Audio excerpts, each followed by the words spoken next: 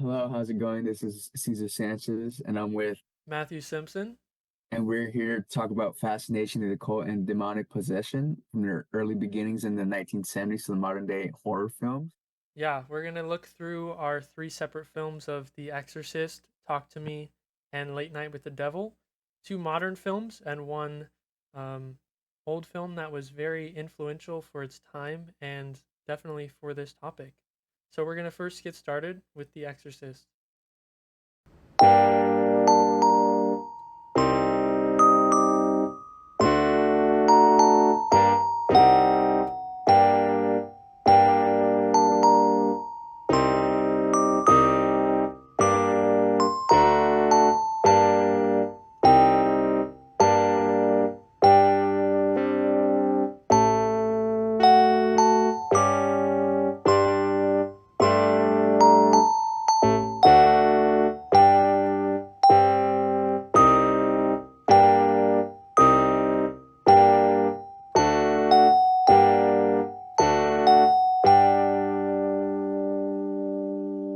Okay, so The Exorcist is a 1973 American horror film directed by William Friedkin. It revolves around the actress called Chris McNeil and her daughter Reagan McNeil, who becomes possessed by a demon that Chris tries to help her as much as she could throughout the movie, but she kind of asks for another priest named Damien Karras, who is struggling with his own faith to help Chris get the demon out of Reagan. And it's really captivating in how like this priest from the town is like trying to help, and it's not even until like the latter half of the film that the Mhm. priest ends up coming to them, and not under the title of priest but a psychiatrist. And but leading up to that, kind of like it alludes to how Reagan is fascinated by this Ouija board in the basement. I don't know if Mhm. you were kind of caught onto that. Yeah. Mhm. Yeah, and so it it's I think it's kind of assumed that she gets possessed because of playing with the Ouija board. I don't know if you For kind sure. of like noticed that, Yeah. but then it kind of leads her to this whole possession, and the whole family is feeling it because the Mhm. doors are slamming, her bed is rocking, she's going back and forth. Just Yeah. really wild stuff is going on. Definitely. Like one of the things I noticed throughout the film was like, all right, she is playing with the Ouija board. I think that's like the very first connection with her and the demon. But I think as we kind of like notice is like she has these kind of negative emotions because of what's going Hmm. on throughout her life. Because, even though she has like a good mom and like in a good financial situation. She has, family problems and like her dad not being there. Oh, her dad missing her birthday party and not saying happy birthday to her, and her parents arguing during her birthdays, essentially, right? So in Yeah. that situation, that kind of builds that connection between her and the demon and create that great, not stronger bond between them. And that kind of connects them even better. And it's just like, all right, that kind of cultivates in them being, all right, that demonic being that we see throughout the film, you know? Yeah, and what was the name she gave the demon as like she was playing with the Ouija board? Mr. Um, it was Mr. Howdy, I think, right? It's to start with a W. Start with a W. Was it Mr. Howdy? I think it was Maybe Mr. Mr. Howdy. Howdy. Because he refers himself, like later in the film, he refers himself as a devil. But, Yeah. even as a priest, he was like, the devil wouldn't say that, because, Hmm. he would be more specific. But, he was in that mentality of like, oh, he's a psychiatrist, not a priest, as he's trying to understand like going on through the entire situation. But, you know, Yeah, and I think like the way it progresses with how Chris, I think her mother tries to get her help and slowly realizes, yeah, she's possessed. And goes to science to kind of like help mhm, her, and like the scientists then become fascinated with the phenomenon too, mhm, and they try and use science as a means to explain it away. Oh, your daughter's just dealing with some depression that's deep down in there, or she has this lesion in her brain that's like mhm, affecting her to cause all this problems. And mhm, so they try to use like every reasonable asset to help her, and it's just ultimately they have to resort to religion in order to Yeah. rescue her Hmm. because there is no other way to help her. Yeah. And then Like. bringing in the priest with having to fight against the occult, Hmm.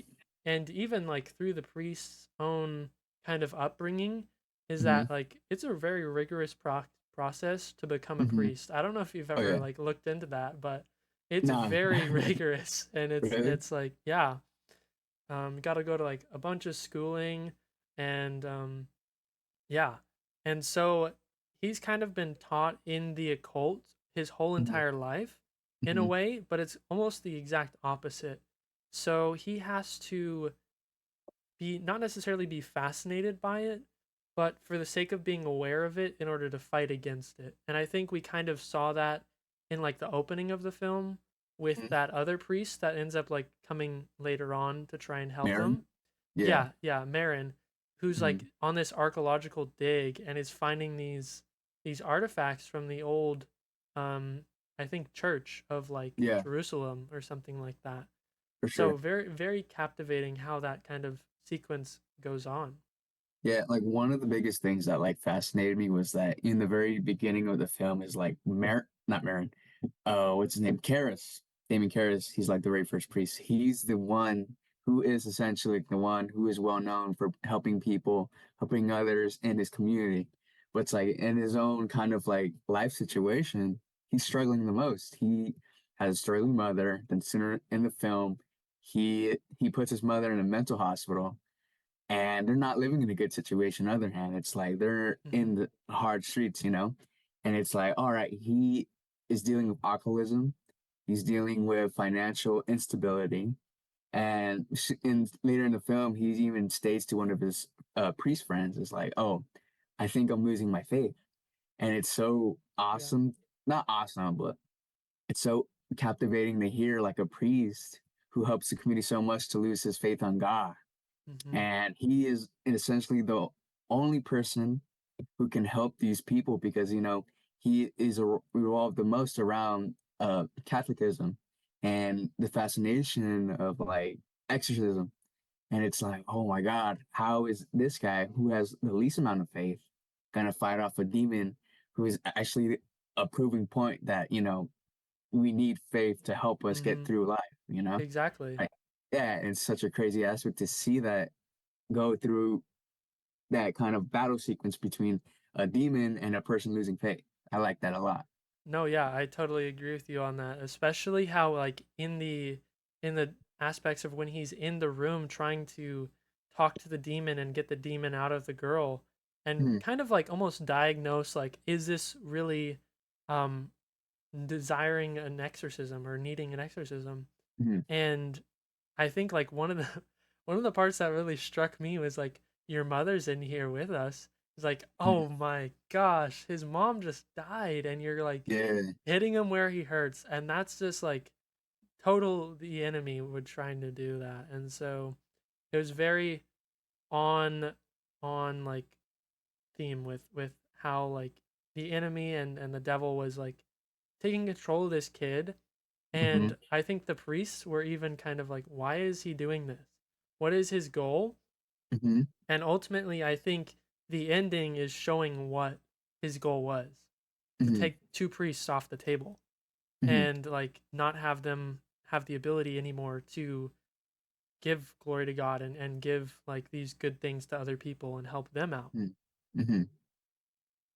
It's just one of the biggest things was just like, all right, even with the demon itself, it kind of like, all right, he's gonna take possession of this girl because I think from the very first sequence between Marin and the demon, we get that kind of like intro of Hmm. like something bad is gonna happen. This guy's gonna come back. He's gonna pay off.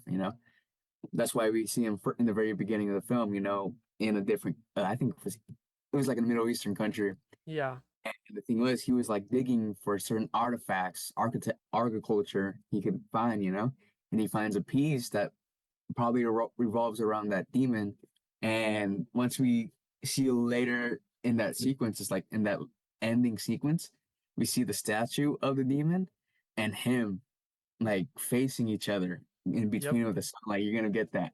good versus evil battle. Like we're Mm-hmm. gonna see that right now. Because even later in the film, remember the demon refers to Marin like, oh, him. Like he's like saying everything backwards, like, oh, don't bring him here, don't bring Marin back. Because they fought off Yeah. against her before, and it's like, all right, Yeah. here's where he's gonna come back and help. Mm-hmm. But like the sad part is, he ends up, ultimately dying because of a heart attack and through that facing Yeah. that demon alone, which involved makes Karis to fight the demon on his own. Mm-hmm. Obviously, he couldn't do it, so he did the most, sacrificial person or sacrificial sacrifice is do a good deed by taking the demon from himself from the girl and take himself out of the equation, just literally Yeah. jump off the window and take himself out with the demon. Yeah. Knowing that the demon kind of like killed Wanted both of these that. priests, he still ended up losing because the priest wanted to help the girl Mm-hmm. essentially, Yeah. and that girl is free now. The Yeah. priest What? did their job of helping a girl still have her faith, still be able to help her, the family, the mother, and the community get this devil away from the entire situation. So it's Yeah. like it's a win for them, but like a big loss at the same time. Yeah. What a way to go, though. Like, that man went out fighting a demon through an exorcism. Like, sheesh. Yeah, dude, And homie jumped out the window. he was quick to do it, too. He was like, He's like, ah. yeah. It was like one of those things I was like, they're gonna pay off that window. And then they did, and it was like Yeah, awesome. That's so sick. yeah. But I think like what I really appreciated was how kind of jarring the opening was for me. I was like, what Hmm. am I watching? I did not Yeah, realize that like this was gonna take place in the Middle East. I thought it was about some girl getting exercised. And then yeah, they yeah. paid off the guy coming back, which I thought Hmm. was really nice. And they Yeah. did it in a good way because it's like, oh, we need someone who is like experienced in this way of exorcism, and Hmm. he's done one in the Middle East. For And I sure. think I think like in the opening of the film, we are seeing like when he was looking at that guy and the blacksmith, and Hmm. like the blacksmith guy was like giving him a dirty look. I Hmm. think that was the guy he gave an exorcism to. And then the demon that he exorcised, which was the same one that went Hmm. into the girl. And it almost like, yeah, don't bring him here because he Yeah. he like got me out of that dude, and then I'm having to find someone else to possess. Hmm. But yeah, I think like one thing that could be examined is just how like they kind of cut it there. It's like, oh, this giant standoff between the demon and this priest that we've kind of been following in the beginning. And they Hmm. just leave you there, and then it's just like on to the next thing. Because it Yeah. is like that kind of triumphant or that western stare down of like, Hmm. all right, draw, and then you go and you fight them, right? Hmm. So I really appreciated that.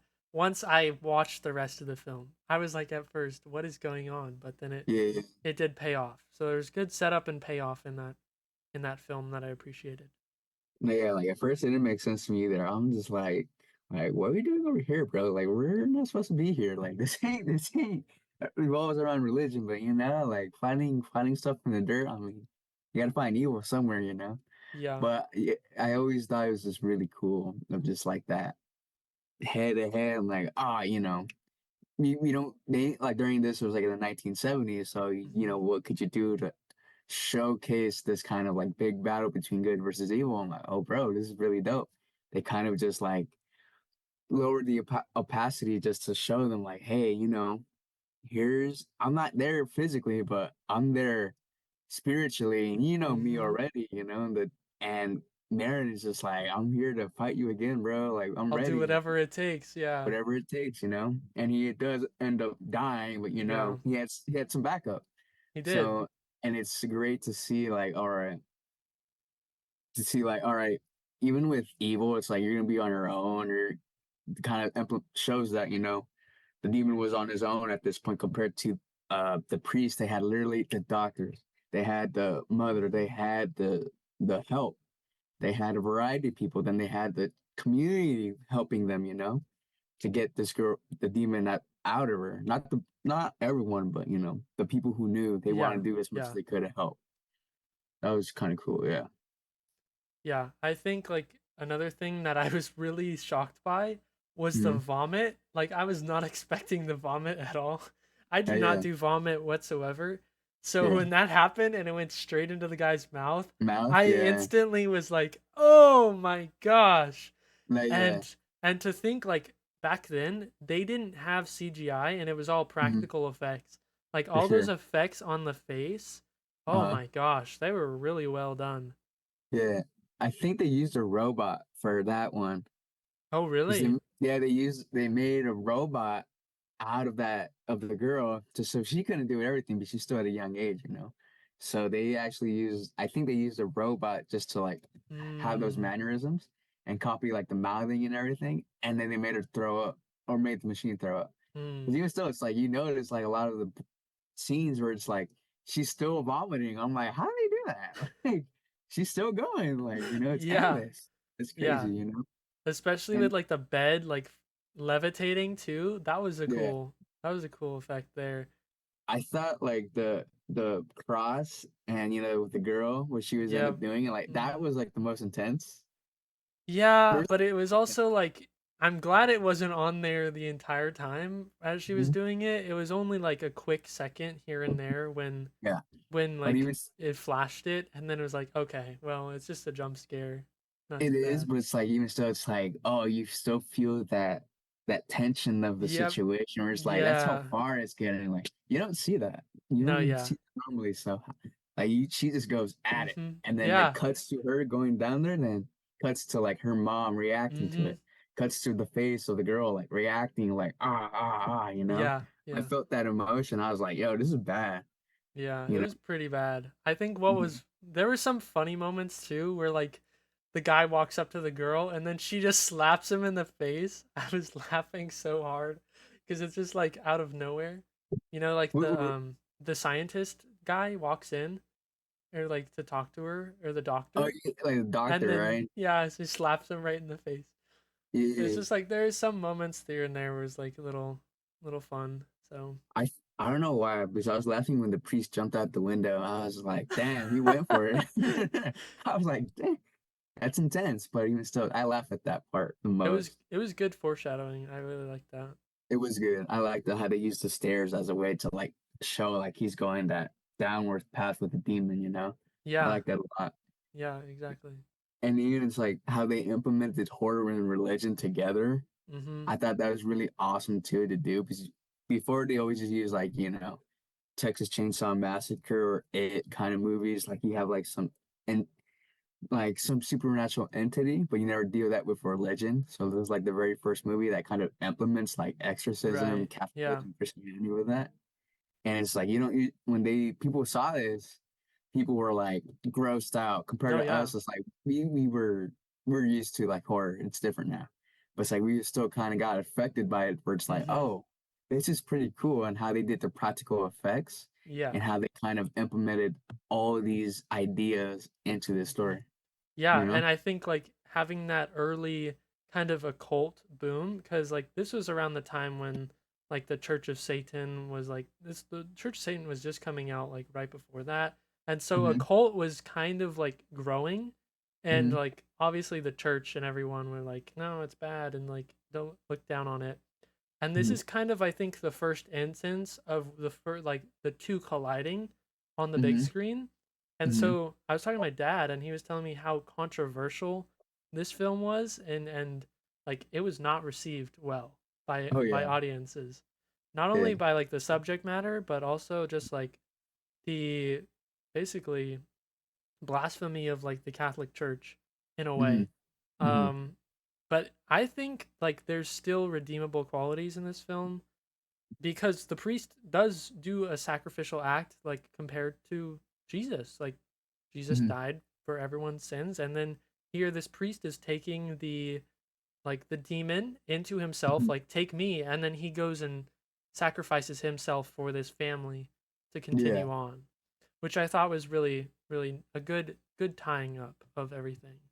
for But it's sure. Like, but it's interesting how this film kind of the early beginnings of this occult fascination with mm-hmm. like science and even just with the church too then Mm-hmm. translates to the modern day where it's almost like an accepted thing, like in Yeah. Talk to Me, where they're like when they're on their phone, and it's just like, oh yeah, this is just how it is.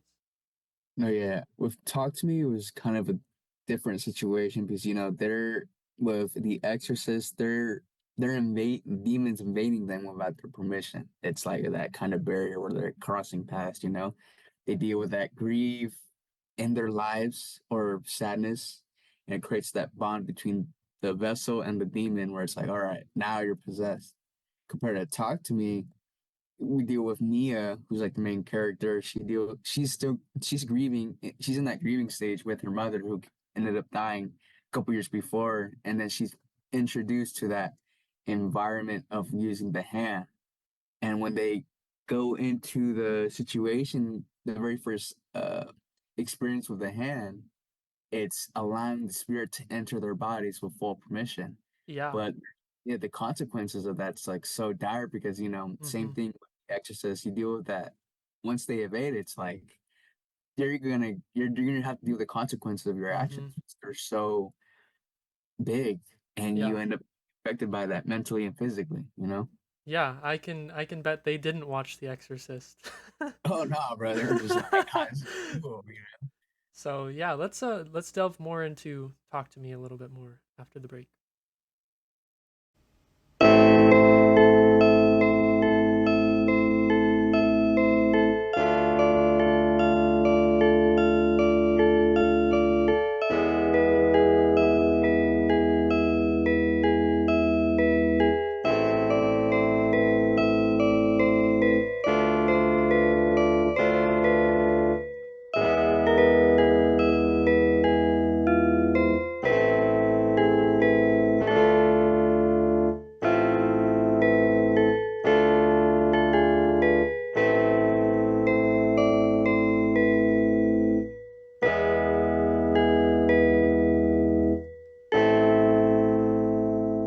So we're back, and we're gonna talk about the 2022 film Talk to Me. Caesar, why don't you give us a little bit of information about that film? Yeah, so Talk to Me is a 2022 film, Australian supernatural film. It was directed by Danny and Michael Philippou. I think I'm pronouncing it right. Don't judge me. And it revolves around Mia, a girl named Mia who's struggling with the grief over her mother's death, which leads her to encountering the supernatural hand that is known as like Mm-hmm. symbolic to drugs in the situation. And as that process of them allowing spirits to enter their body, it's fun for them at first for the main characters, but they end up dealing with the consequences of their actions when they do that process of allowing spirits to enter their body. Mm. And Mia has a situation where she sees her mother, or probably another spirit that is pretending to be her mother, and she kind of um takes advantage of that hand to help her friends, getting helping another main character who dealt with the consequences of using this supernatural item. And throughout the film they're just trying to bring that character back from the consequences of his own actions. Yeah. Wow. Yeah. And I'm kind of familiar with like the Philippou brothers because they do like the I don't know if you've heard of Raka Raka on YouTube, but they're kind of No. big and they do a lot of special effects on there too, where it's just kind of like, oh, Star Wars versus Marvel or something, and they have like lightsabers going through Iron Man or something, which is pretty They fun. do that. Yeah, yeah, it's pretty fun to watch. And yeah, so for them to kind of like break into the horror genre like this, do you Hmm. think they did it well? I think they did a good job where it's like it's not as much as a horror movie. There's certain aspects of a horror movie that they do use, but it was just more like I felt like it was more of a thriller where it's like I wasn't really frightened, but I thought like the idea of allowing spirits to enter your body is so intriguing. It's like that's never been done before, and like I said before, it symbolizes drugs as us using that as a way to like get away from our own Hmm. life and helps us like get through what we need to get through. Compared to Mia, who is somebody who's dealing with the grief of her mother for the Yeah. past 2 years. She still can't get over the fact like her mother ended up killing herself. So she uses that as a way to like get out of that stage of grief Mm. and help her kind of not progress, but just stay present of the situation or escape from her reality. Yeah. So I think they did a good job of like, all right, implementing some aspects of horror and a thriller together and just give us like a original film.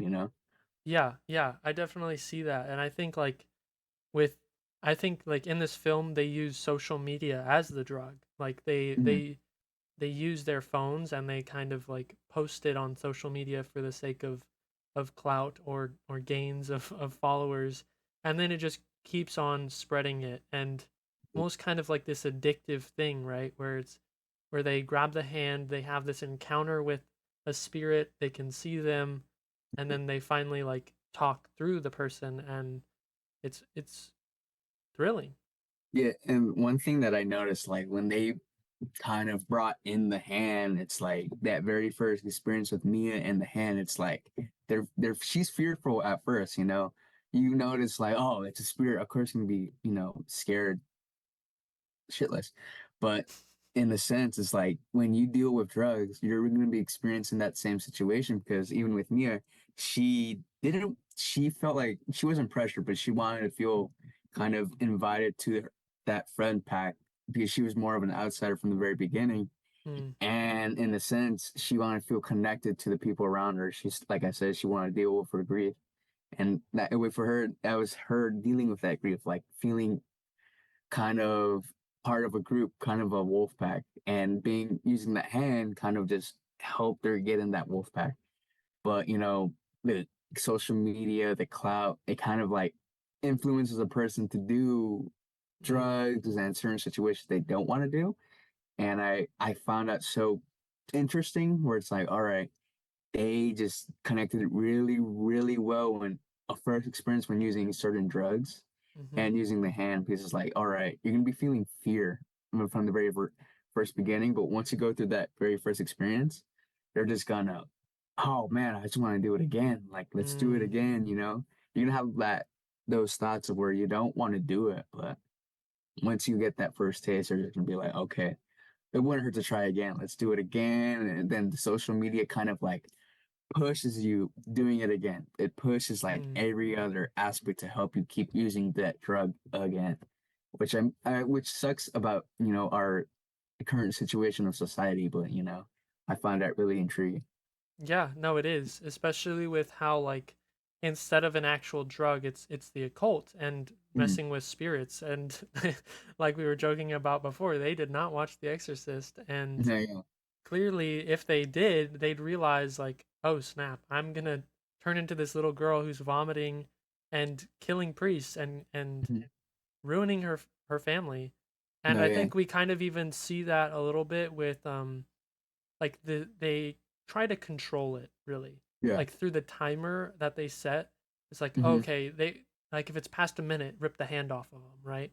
No, yeah. and and if it was like, who was it, it was Riley's possession. Oh my gosh, Mhm. Yeah, that that was one, bad. that one's heartbreaking. Oh my Yeah, gosh, I every time I watch that, like that kind of stuff where they're using body doubles or effects, for that is sure. rack and racka bread and butter. If you look at their other stuff on YouTube, like yeah, it's Raka Raka. I think I've yeah. seen those guys when I think of they've done like the McDonald's clowns thing, Yeah.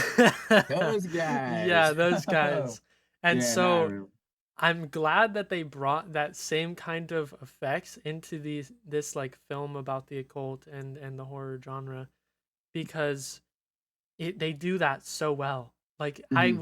I was heartbroken when he's like starting to bang his head on the table, Yeah, and then the yeah. chair flings across the room as they're like trying to help him, and then ultimately, yeah, just such a great scene, and I think does delve into that like, oh, you go over the time limit, bad things will Hmm. happen, and if you can't control that, you can't Oh yeah, control the consequences, and the occult and the fascination just leads to that.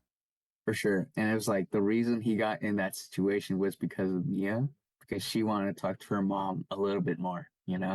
And it Mm-hmm. sucks like she had to go through that situation, but she didn't she decided to be more selfish of like trying to be with her mom than helping uh her friend or like family member in a sense to like get away from the consequences he was gonna get affected by. And because of her selfishness, he ended up getting Mm-hmm.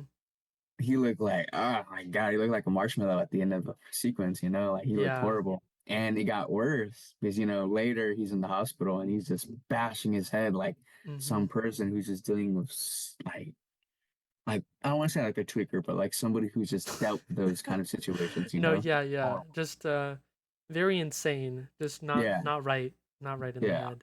He's just gone at that point. Mm-hmm. Which Yes. Or go ahead. no, yeah, it's just I really like the movie and he was just like, all right. The one thing that like the father who I like the most, because he's I don't know what he did wrong. Maybe it was because he had some effect to the mother, and maybe that's why she ended up killing herself. But even still, I was just Mm, like, I felt bad for him the most because he's dealing with a girl, his own daughter, who doesn't love her as much, or maybe she just doesn't like him, and he lost his wife, and he wants to do as much as he can to help his daughter, but his daughter doesn't want to spend time with mm, him because he just doesn't like him. She just finds him like so sad and he just doesn't like being with him because of his emotions he portrays and just how his personality is, and I find out yeah. like Mia's even when Mia said she's like not a good person, I was just like, yeah, you're describing yourself in the right way. Yeah, because Mhm. I think like going through such a hard loss of like losing her mom, it's understandable. Like they portray that like coping that some people do of wanting to push everyone away and Mhm. ultimately result to something that they find escape in. And I Mhm. think like the Philippou brothers definitely know that a lot of people watch their content to escape. Like Mhm. on YouTube, like most people that watch those things are for the imagination or for like escaping from reality. And Mhm. this is definitely like the use of drugs and other things are used to escape your situation. Mhm. And so it's interesting how the use of the occult and the original fascination and the controversy that was like started with the Exorcist Mhm. then in the modern day is now being used as a sense of escapism Mhm. and we're accepting it and we try to control it and we post on social media about it like this phenomenon that's going to get us likes, clout, get us Mhm. recognition, and ultimately it's going to take our lives. And as we see in the film, like it does take a toll on Mia and Mhm. she loses her life because of it. Mhm. And it's so interesting to say that, all right, as they think they're gonna be okay, especially when the hand isn't really drugs, it's like, all right, if you still use it, a large amount of it, it's still gonna have an effect on you and the people you love in a sense where it's like you're gonna be affecting them and you may even kill them one day. It's like it's gonna kill you at the end of your day, it's like that's how it is in the real Yeah. life. And they use that kind of like sensation, that idea of possession to push that idea of like drugs will kill you. And I like that a Hmm. lot. I do too. It's relatable. It is relatable. And I think, yeah, a lot of people have lost family members to drugs or alcohol. And Hmm. it's just completely understandable that when you abuse a substance, and the hand being the substance here, Hmm. it it takes a toll on not only you but the others around you too. Hmm. Exactly. And I think like the ambiguity in the ending I really like Hmm. because it's almost like will she come back as like the hand user, right? Yeah. On the other side. She gets to experience what it was on the other side when someone's like talking to them or using the hand. Hmm. And it's like, as we like, at first we didn't even know, like, is she okay? Is she still alive? Until in that sequence where she's going through like that future time where she's seeing everyone around her just like lives her life in a happy ending compared to her, she's now that spirit because she used it so many times. Yeah. And now she has to be in that other side where it's like, oh, now I'm having to be part of this situation. And now I can't do anything about it because, Hmm. I I'm dead. And now I have to see what these people are going to do with me. And it sucks to see that, but it's a real thing that we could the drug use is a real thing that most of us like or most people have to deal with. Yeah. Yeah. Mhm. And I think, yeah, just it's very interesting how it relates to our generation because Mhm. I think a lot of us in our generation, and I'm speaking for myself here too, like Mhm. video games, I was addicted and so often to them. I'd play them every single day after school. Like we Mhm. all have this kind of accepted addictive personalities and we like accept our addictions and it's almost like, oh, okay, well, I don't do it that often. And like you look at it and it's Okay. like, well, really, how often is it? And so I think this is kind of trying to hit you on the head of be like, wake up, you need to not be like that and focus on what's truly important Mhm. because if you're just focusing on the fascination and trying to make money off of Instagram and all these other platforms, which Mhm. are a good thing in the beginning of Mhm. like, you get to connect with your friends and everything, but it can then be twisted and become this addiction that Mhm. seizes your entire life and takes control of you. And Mhm. we saw that too of how Mhm. they're, oh, we're doing it again. We need to do this again. We need to get more videos online so we can get more publicity or all this other stuff. And Mhm. so then trying to market it as a such thing. So because definitely in our generation nowadays, it's like you can make money off of anything. Just Mhm. sell it on the internet, post it online. Mhm. It's like, should you really though? That is that right? No, it's more like, is it really worth like your time and your life to like put all this effort into something that's gonna probably take so much time of your life? And it's an intriguing question to ask yourself, but it's like not many people do ask that. And that's Mm-hmm. how like this film is very different compared to old films, where they just kind of like, all right, they have that basis of structure where it's like, all right, they have to fight off or a demon or a monster, and you rarely see films where it's like, no, you have to deal with yourself and you have to deal with your own consequences, because if you don't deal with yourself first, you're just going to end up taking yourself out. And and the fact that social media and clout or like everyday society kind of like shows, oh, you are the one person who can stop yourself from like doing bad behavior, bad stop yourself to going into bad situations. But even still, it's like you can do so much.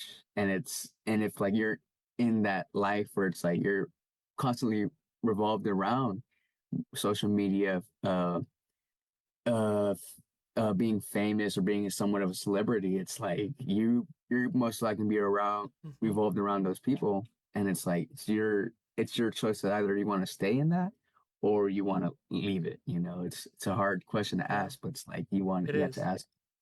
Yeah, and it kind of connects with like Late Night with the Devil in a sense where it's like, the main character, the host, he was around revolved around certain people who was in that high intense famous celebrity circle but hidden, and he Mm-hmm. ended up being in a bad situation where it ended up getting worse and kind of affecting everyone. Yeah, and I think it's very applicable in how we see this film that comes out just a year after, covering Hmm. the same fascination with the occult, but then even selling it to live audiences on a TV show that's being aired. And I like the way that it's kind of in this like found footage type category Hmm. where it's like, oh, this happened in 1977 with this on this Hmm. TV show and this TV host and basically ruined his entire life and we don't talk about what happened that day or like that night. And Hmm. so kind of exploring how that went down. Hmm. Like, how'd you feel about the movie though? Like, do you think it was very different compared to other films that you've seen before? Or is it just something new and that's something new and something that was like you enjoyed it so much? I liked how it was kind of in that 70s and it's rooted and it felt something like we've seen before, but it had that new spin on it. Hmm. And it really I think did a well job of selling it as a TV show, or like this is a talk show host, Mhm. and with like these characters. And I think the way that it had this spin with the occult and the horror genre rooted Mhm. in that is very fresh, and it felt refreshing because usually, oh, it's a cabin in the woods and then like a bunch of people die or whatever. Mhm. But then Mhm. this, it's kind of like a breath of fresh air being set in a new setting, and then Mhm. kind of having that being twisted in a horror way. Yeah. And I think like one thing I like with like late night with Dell was like the found footage aspect we kind of get, but it's more like BTS because we both know it's like, oh, Yeah. BTS, I'm gonna love it, you know? Compared to here, it's like you see this, you're like, what? Like, what the H? And it's like I really like Blair Witch Project, Paranormal Activity, and how they implement like found footage. Hmm. And it's like it's something new, but compared to here, they use the aspect of BTS Yeah. and follow everyone. It's like they're just going around and they're there presently following everyone through the entire situation. Where it's like they're actually bringing the evil in the situation they want to bring in. And I just find that compared to like Blair Witch and Paranormal Activity, they're just filming it to like make sure Hmm. that they have evidence of what's going on and they want to bring Documentation. Yeah. documentation of the situation and like get rid of the entity compared to like now the devil they just want to bring it in for shows for media just to bring back ratings for them to Hmm. have a better life, you know, Yeah. which I thought was Oh, really captivating. yeah, I agree. And I think having that BTS, I mean, usually with BTS, it's something so intimate on a film set. It's like, oh, you're kind of seeing behind the scenes and the cool little gadgets that everyone's using and how they're dressed up and stuff. But it's Mm-hmm. kind of lifting that veil and seeing Mm-hmm. the characters behind the facade that they're Mm-hmm. kind of portraying on camera. Mm-hmm. And I think twisting that kind of intimate thing in order for the audience to kind of see that as well as Mm-hmm. like what the audience is seeing on the show Yeah, really is an interesting dynamic there. yeah. Like I really enjoyed how once go straight to the BTS, they just change themselves to a different person just like that. But one thing that kind of like I didn't like was they used new cameras to show the BTS. I was like, I didn't like that kind of like aspect of the film. I was just like, oh, we had to see them in a new light. But even still, it's like we're watching them on new footage compared to like the Yeah. actual television. We're using old like Canon GL2, XL2 kind of cameras and seeing them in that format, which I Hmm. really did enjoy. But I wish we could have got like Blair Witch Project kind of vibes where we're just following them handheld and just going around following them in like low quality. I think I would have loved that a Yeah. little bit more, you know? I think so too, because you can tell it's just edited differently than the other Hmm. footage, and Yeah. it doesn't have that BTS kind of feel to it. But I Hmm. think it still does its job, but I think in terms of like the quality, it definitely could have improved on it. Oh, for So, sure. why don't we talk more about Late Night with the Devil after the break?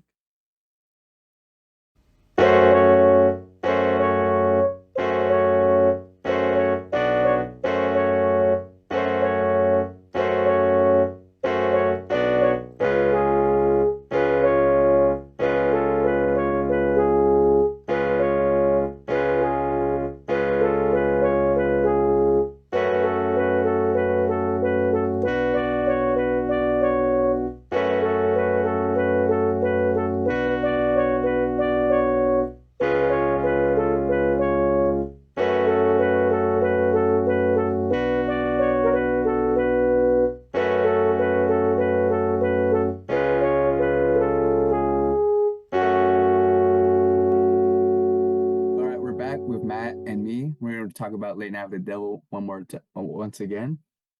All right.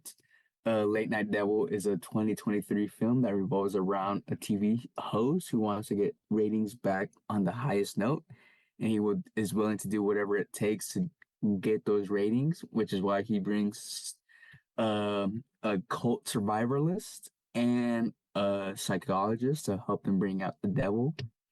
And that situation becomes super bad in that sense. All right, Matt. What was the main things like kind of you loved about this film? So first off, I really like how they introed it with some like old TV ads of like, oh, this is what's going on, and like magazine headlines with how they introduced the dead wife of the TV host of Jack Delroy, I think his name is. Mm-hmm. And I think that's really important because they pay that off really well later on. Mm-hmm. Because having this would-be wife, I think, that dies to cancer, and then he Mm-hmm. has to then continue the show by himself, Mm-hmm. then it's just kind of doing not so good. And then in order to bring the ratings back up, has this Halloween special where he brings on Mm-hmm. this psychic, then I think this skeptic who's like a Mm-hmm. magician, right? Mm-hmm. And then last this doctor who has this girl that Mm-hmm. is from this house of Satan and is the lone survivor of when like the cops were gonna raid the house, and then like the people inside it burned, and then this girl is the lone survivor, Mm-hmm. and supposedly she has like she's possessed or something's wrong with her, and they Mm-hmm. kind of show that through a video introducing the doctor and the girl on the show. And I think Mm-hmm. that's really well done. Like setting up this psychic, and then he does like a little show of like, oh, I know you're missing your brother or something, like your dead brother, to this like this mom and daughter. And like he was spot Mm-hmm. on.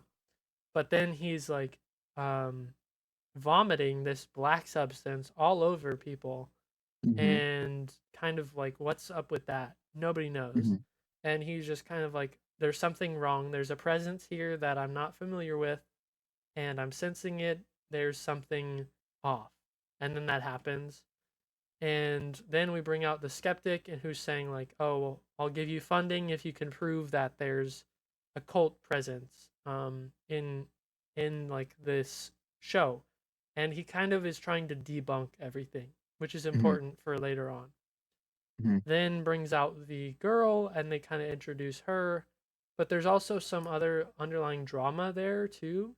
They kind Mm-hmm. of expose how the TV show host is now with that doctor of the occult, Mm-hmm. and they're kind of having an affair or something going on there, Mm-hmm. um, which is explored later on. So I think overall it does really a good job of setting up the characters in position for the eventual payoffs that they provide later on. I mean, I really do love like that they take it in a 1977 and not like in the present day kind of like all right environment. Because it does fit in that kind of situation where like, all right, we're back in the past. We're I'm not born around that time, obviously, but even so, it's like as a person who wasn't born around that time, we see the kind of like things they used to do during like tacos and late night kind of shows, and it's like, oh wow, so they used to do these certain. They used to bring in people from that wouldn't regularly be in these type of shows. Like usually you see like artists, you know, um, Movie actors or movie actresses. actors, people who have like animals to bring in, but you now they're bringing in like demonic people. They're bringing in magicians and like other artists. But even so, it's like they.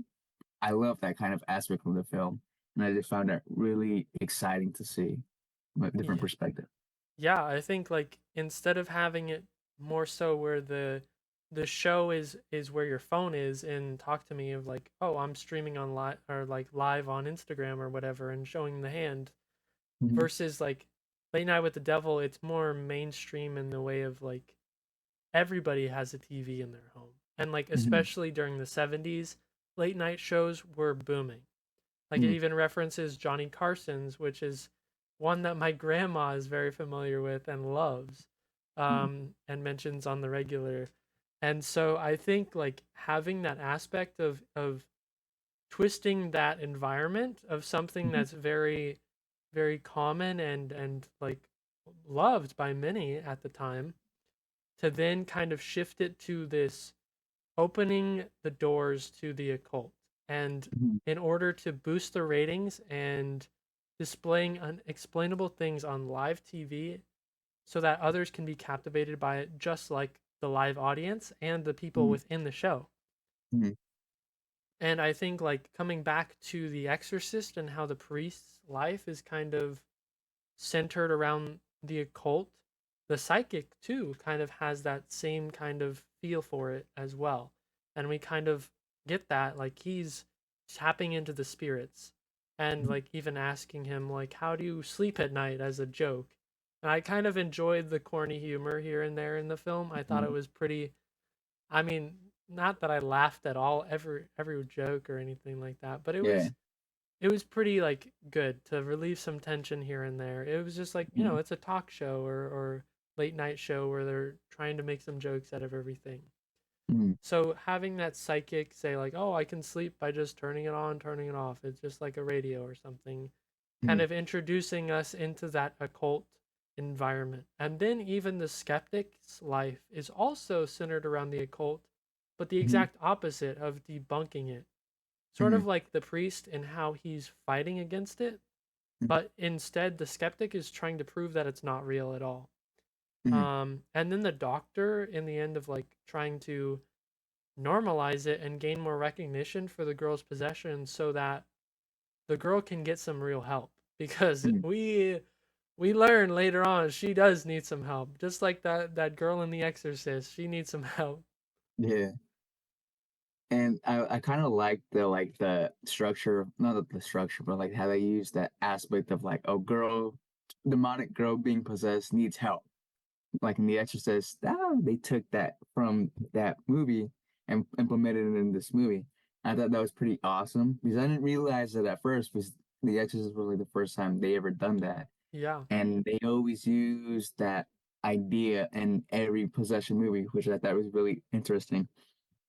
But even still, it's there were even the jokes were I thought some of them were pretty funny, like the very first experience of them dealing with the demon, and then once they cut, everyone's just like, Yeah. There's yeah, I like was like, yeah, that silence there. yeah, I was like, that's pretty good. Or like when that the telepath reader who was Mm-hmm. asking everyone about their dead families, even that one kind of cue where Jack is just like, it's like, you okay? Like everyone's like the tension was like really like creepy, Mm-hmm. stressful. Then he's like, we'll be back with after these commercials. I was like, bro, what the hell? And I thought that was pretty good like timing. And I liked how they wrote everything in the sense where it's like they would usually do that in that kind of situation, you know. Yeah.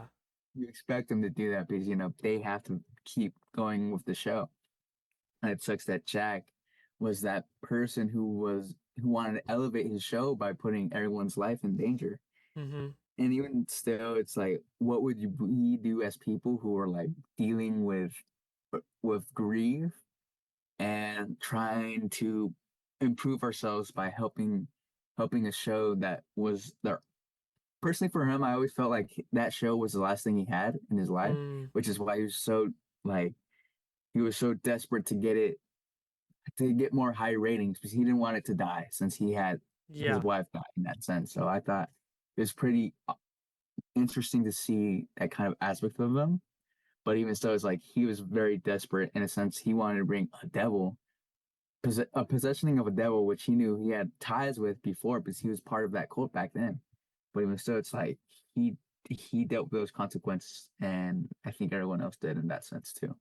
Yeah, no, I agree. And I think, like, what started out as something so innocent of boosting the show ratings then Mm-hmm. turned into something fatal and catastrophic for it. Mm-hmm. And I think, like, gaining that reconnection of his wife through that possession really what switched the flipped the switch in him of, like, oh, I need to continue this thing.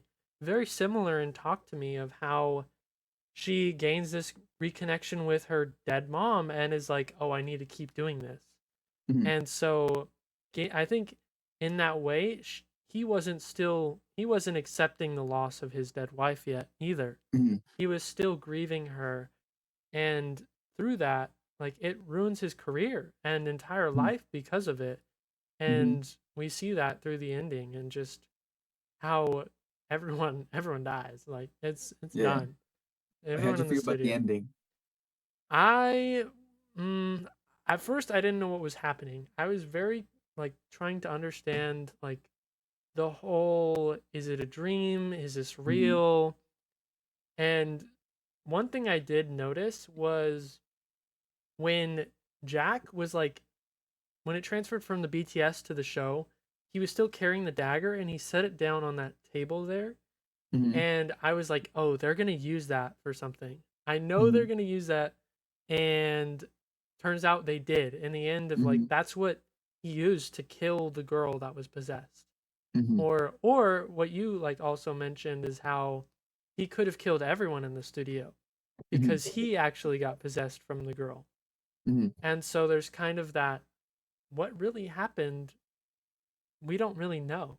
It's Mm-hmm. either the girl that was possessed and her head turned into some like Power Ranger like light up light show that killed everyone, Yeah. or he went around and just killed everyone with the dagger that was a part of that um house that she came from. Mm-hmm.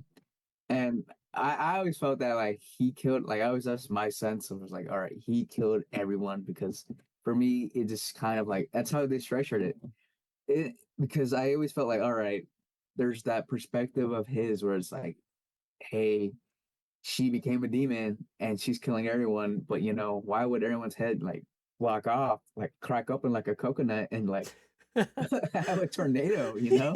like that's crazy. Yeah. And I always just felt like he went through that kind of a demonic experience where he's revolved around the people he lost, the people he met, Mhm. and the cult, which is one of the main people he met before his wife died. And I feel like after he met that cult, his life became worse. Yep. And like that, as his life progressed, that show was his day of reckoning, Mhm. because that's when he put everything on the line. And as we see him leave that kind of like, what's the word? He leaves that kind of experience. It's revealed to us as like, oh, he ended up killing everyone. Mm. He ended up killing the, not the people he cared about, but the people he he killed his life. He killed his baby, like the show. He killed that on his own hand without him Mhm. realizing it, because he was possessed from this very beginning. He lost everything, his wife and his baby. And it's like, Yeah, yeah, and I think that's definitely a possibility. I don't know if I like that ending because I think it's yeah, a little bit more fitting if the girl does kill yeah, everyone, because it's like, mm-hmm, okay, so we have a similar Exorcist situation. The girl kills everyone in the studio, mm-hmm, and then he dies or he goes to jail or something like that because mm-hmm, he did nothing and he brought her on the show, yeah, obviously jeopardizing everyone's safety. mm-hmm, So yeah, the ending is definitely similar to Talk to Me, and there's some ambiguity there. for sure. But yeah, I think what the film does better than the ending, because I was kind of left unsatisfied by the end. I was like, "You're kidding me! This is how it Yeah, ends." Like, is that the build up to that end is very yeah, well done. I huh, think like the psychic show ending in that like dramatic vomiting session from him. He mm-hmm, goes to the hospital, then like the skeptics discussion and how he was doing magic and how like paying off the whole, or setting up the eventual like, oh, I'll give you $500,000 if you prove the occult is real, right? mm-hmm, Then the possessed girl and doctor introduced, then the psychic's death, like he died at the hospital, and yeah, that's discovered and that shocks the entire thing, and like they're trying to keep it under wraps of like the crew so people don't walk mm-hmm, out on it, mm-hmm, which I would have wished that they showed it, mm-hmm, because that would have been, I think, more horrifying if they kind of showed like this guy who's a psychic and his whole life is like tuning into the occult, just by stepping in this room where mm-hmm, this girl was eventually going to come in, mm-hmm, and he was in the room with, killed him. Like mm-hmm, this was that bad. Yeah. Then the possessed girl has that episode after that death is discovered, and then the group hypnosis from the skeptic. I was blown away.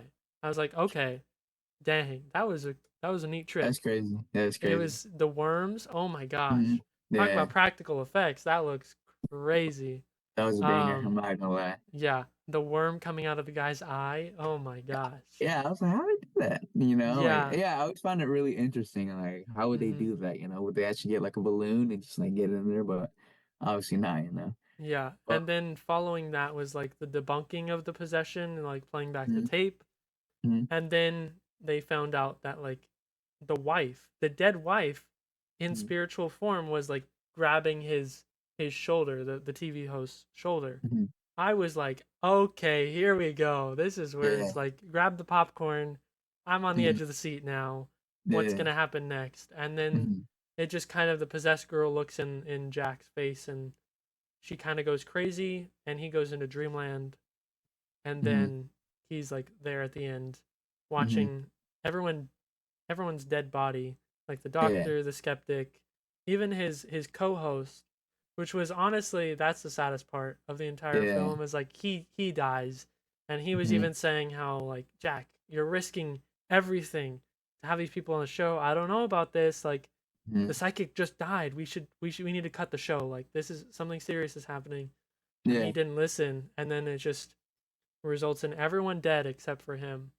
So I mm, think it's kind of fitting. It's like you kind of dig your own grave in that way of like you're seeking ratings and you actually got the opposite. You're going to jail for life or like I no, don't know, yeah. but And I really liked like the playback sequence. Like you said, it was like that's when we got to the point where like, oh my God, this is where everything gets excited. But even so, it's like we kind of see like the skeptic go through the experience of us, like, oh my God, we're actually seeing that in a real person, yeah. compared to the hypnosis scene where it's like, oh, it kind of worked for a majority of the people, but there were certain people that didn't see it. But once we saw those playbacks, it was just like, now he's seeing it. Now we could react with him in that experience where it's like, Mhm. this is real and shit's about to go down. And in the sense, it's like, okay, as Jack kind of realizes that he is in the middle of everything because he's connected to his wife, he's connected to the show. He got everyone here, he kind of planned everything out for it to like get better ratings.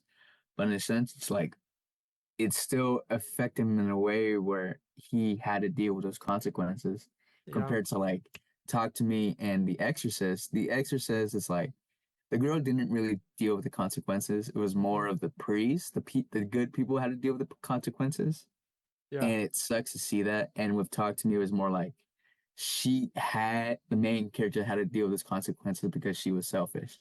And this is just another situation of the main character having to deal with their own consequences Yeah. because they were being selfish. And I think like tracking that early occult like fascination of like, Mm-hmm. oh, the consequences aren't on the person who's possessed, but everyone else around them have to deal with that. But then Mm-hmm. it's kind of shifting into this whole like, yeah, you're at stake. It's your own fault that you're in this situation and you're Mm-hmm. gonna deal with that.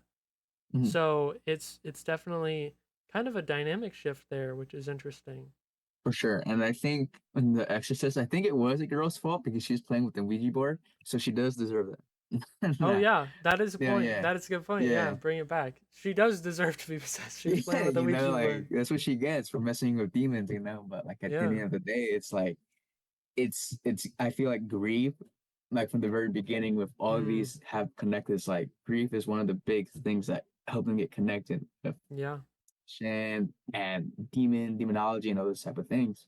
It's like from each of them, they were all dealing with something in their lives. And they Yeah. kind of push them and putting them into these situations.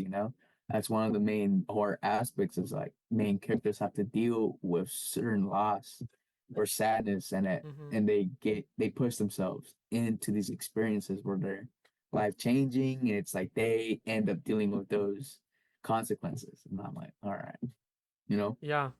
There's a lot there. And especially like they set up things in the first act and like the second act that are eventually paid off so well in the third one. For sure. Mhm. Like the eventual like the reflecting suicide of the mom and Talk to Me, then she takes her own life, or referring to Mia, she takes Hmm. her own life, Hmm. foreshadowing there.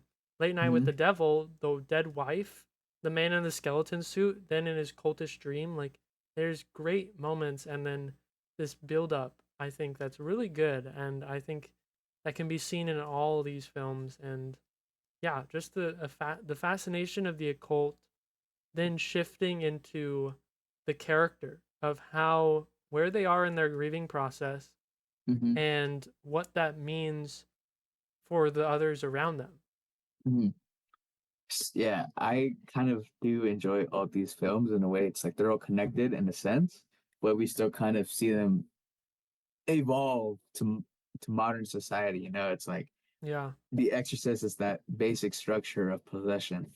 And Mhm. Talk to Me, even though it's like a year apart from like Late Night with the Devil, we see that kind of new experience of like, oh, they connected with drugs and sadness and dealing with being lonely, you know, and with Mhm. Late Night with the Devil, we see like a playback of the 1977s and the 1980s and how they used to do things, but we get that new experience of hey, why not bring the devil in, bro? Like, why not? You know, it's I love that idea. It's like, you know, who would have thought of that?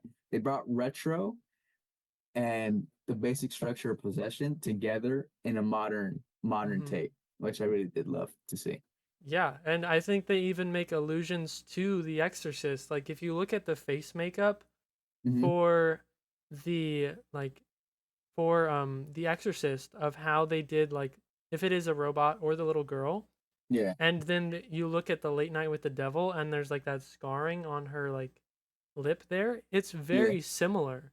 And I think they kind of shifted it to be more modern with like the deep voice and kind of allowing the actress to like act more, which Hmm. I'm all for there in terms of like there's more depth in terms of the facial kind of movements, and she Hmm. is incredible with the way that she's like she was scary in the Who, Late Night with the the girl Devil. or Lana? Oh, yeah, Yeah, yeah, just the way like she contorted and moved around like that, and yeah. very similar to The Exorcist, but like The Exorcist, yeah, you can tell it's like animatronic a little bit, sort of like Chucky from Chucky. Was she animatronic? I don't know. I mean, you said that she was, so I'd Oh, have to look into in that The more. Exorcist, she Yeah, was. yeah, yeah. In Yeah, The yeah, Exorcist. yeah. Like in the Late Night of the Devil, yeah, that's creepy as hell. I'm not gonna lie. Like how they changed her context, they gave her context, and like Mm-hmm. they had that one kind of quick second of her with a big mouth and just like trying to bite him. I like how they use AI in a sense. I don't know how I feel about the AI situation though, but I just liked how they kind of use small aspects of it to help them with a small budget, you know? Yeah, I think like you could not make this film with that small of a budget without like the Hmm. help of AI. And I think what makes it work in my idea is like I had no idea there was AI help in the film until Hmm. someone mentioned it to me. And For sure. so it's very similar into the movie magic of special effects. Oh, Hmm. you didn't realize there was someone in a green suit holding that person up For because they're sure. just not there anymore, and it's just movie magic, and that's Hmm. kind of awesome in that way. Yeah. Yeah. Thank you for listening or watching to our podcast on the horror genre, and more specifically, the fascination with the occult and tracking it from the early 1970s to modern horror films. Mhm. All right. So, from the very beginning, we discussed about The Exorcist, the plot line, and the basic structure of the horror genre. But not only that, we kind of got into depth of how horror and religion are connected and kind of pro, proactively paved the way for all possession films in a sense, and kind of help the modern era of films to expand that basic structure of horror. Yeah. We also delved into how the consequences and the priests played a role in that, and how this Mhm. was a controversial film in the way that, in the time, a cult was just starting out, and the Catholic Church was going against it. And in this way, we see the two meet and battle it out to the death. There we go. And then with Talk to Me, we also discussed the plot line as well, but we also talked how the main character had to deal with the the the supernatural item that they have dealt with from the very beginning, but how that item symbolizes drug use and how people and society tend to use social media to create bad situations for them to start using drugs in a sense, is why the hand is symbolized as drug use. And we also we also deal with the consequences of using the hand and how grief and sadness kind of paves the way for us to use these drugs, and we have to deal with those consequences. Then in Late Night with the Devil, we explored how a talk show host brought on a demonically possessed girl and having this occult fascinated Halloween special for their show that is failing, and how that ends up being a catastrophic thing. How the talk show host ultimately wants a reward from the possession, along with a very good setup and payoff of certain objects and characters in the film, and how certain events lead up to a very ambiguous climax. And the way how all these films are connected with one each other is that each of these characters have to deal with their grief, but not only that, they are also selfish in a way that kind of helps them kind of want to escape from the sadness that they've been dealing with before the film started. And from trying to from trying to get rid of their grief, the main characters and the demon build a connection based on that revolves around their grief, and based on that grief, that creates a strong connection between them and the demon. That's all for our first podcast. And just remember, kids, don't get possessed.